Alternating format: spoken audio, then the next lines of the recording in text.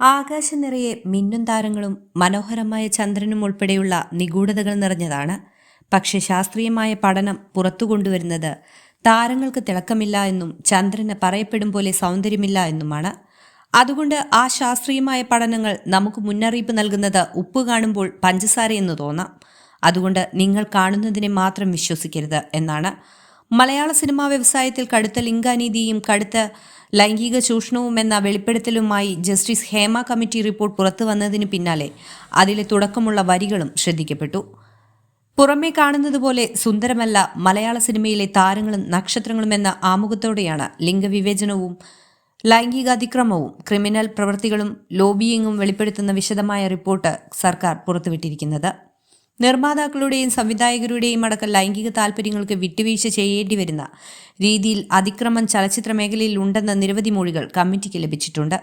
മലയാള സിനിമയിൽ caustic couch ഉണ്ടെന്ന് അടിവരയിലിടുന്നതാണ് Hema committee report. അധികാര കേന്ദ്രങ്ങളിൽ നിന്നുള്ള ലൈംഗികാതിക്രമം എന്നതിനൊപ്പം ലഹരി ഉപയോഗം വ്യാപകമാണെന്ന് റിപ്പോർട്ടിലുണ്ട്. മലയാള സിനിമയിൽ ആൺമേൽക്കോയ്മയാണ് നിലനിൽക്കുന്നതെന്നും റിപ്പോർട്ടിലുണ്ട്. മലയാള സിനിമയിലെ മുൻനിര അഭിനേത്രിമാർ ഉൾപ്പെടെ 50-ലേറെ പേരാണ് ഹേമ കമ്മിറ്റിക്ക് മുമ്പാകെ മൊഴി നൽകിയിട്ടുള്ളത്. അതേസമയം മലയാള സിനിമാ മേഖലയിൽ നടന്മാർ പോലും സുരക്ഷിതരല്ലെന്ന് കാട്ടി ജസ്റ്റിസ് ഹേമ കമ്മിറ്റി റിപ്പോർട്ടിൽ പറയുന്നുണ്ട്. സിനിമാ രംഗത്തെ ഉന്നതരുടെ അപ്രീതിക്ക് പാത്രമായാൽ അവസരങ്ങൾ നിഷേധിക്കപ്പെടും. യാതൊരു കാരണവും കൂടാതെയാണ് തനിക്കും മറ്റൊരു പ്രമുഖ നടനും വിലക്ക് നേരിടേണ്ടി വന്നതെന്നായിരുന്നു ഒരു പ്രമുഖ നടൻ ഹേമ കമ്മിറ്റിക്ക് മൊഴി നൽകിയിട്ടുള്ളത്. സിനിമാ മേഖലയിലെ ഉന്നതന്മാർക്ക് ബോധിക്കാത്തവരെ ജോലിയിൽ നിന്നും മാറ്റി നിർത്തും. രേഖാമൂലമല്ല ഇത്തരം തൊഴിൽ നിഷേധമെന്നും നടന്മാരിൽ ചിലർ വെളിപ്പെടുത്തിയിട്ടുണ്ട്.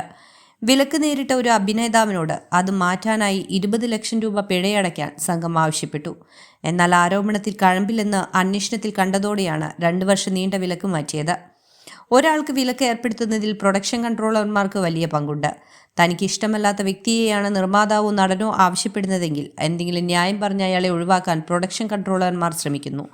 സിനിമയിലെ മാഫിയ സംഘത്തെ എതിർക്കുകയോ വഴങ്ങാതിരിക്കുകയോ ചെയ്താൽ സിനിമാ ലോകത്ത് നിന്ന് തുടച്ചു നീക്കപ്പെടുമെന്ന ഭയത്താലാണ് പുരുഷന്മാർ പോലും പ്രതികരിക്കാതിരിക്കുന്നതെന്നും റിപ്പോർട്ടിൽ ചൂണ്ടിക്കാട്ടുന്നുണ്ട്.